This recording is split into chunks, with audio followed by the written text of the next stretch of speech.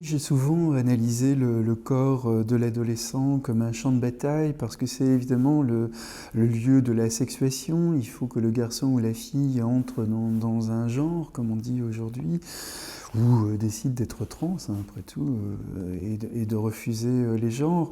Mais c'est le moment où l'on se pose la question de l'entrée dans sa sexualité. On se demande si on est vraiment si on est normal, entre guillemets. Il y a cette obsession quand même de la normalité qui touche énormément de nos jeunes.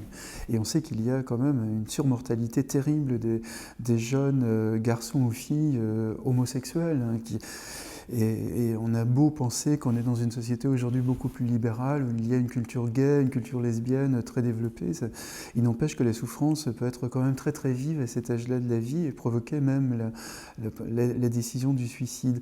Donc le corps est un champ de bataille de l'identité parce que c'est un corps dont il faut prendre possession, qu'il faut apprivoiser, il faut comprendre également quelle personne on est finalement. Il faut essayer des personnages et le corps est la matière première pour se construire un personnage.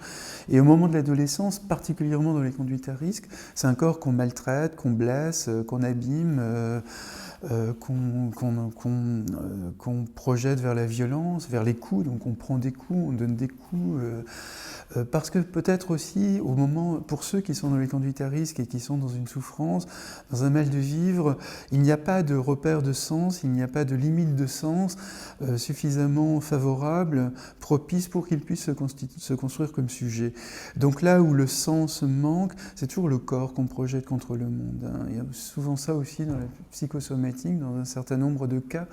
On traduit par son corps des choses qu'on ne peut pas mettre vraiment dans sa vie, qu'on peut verbaliser, hein, souvent, mais en tous les cas qu'on n'arrive pas à mettre dans sa vie. Et donc le corps de l'adolescent est souvent un corps très malmené, mais parce que on sait que c'est là, à l'intérieur de cette chair, qu'on va se construire.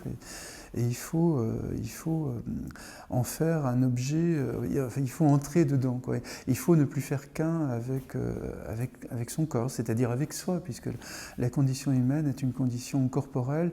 Mais à cet âge-là de la vie, on est dans une sorte de dualisme, mais de dualisme très concret, hein. Il y a moi et mon corps.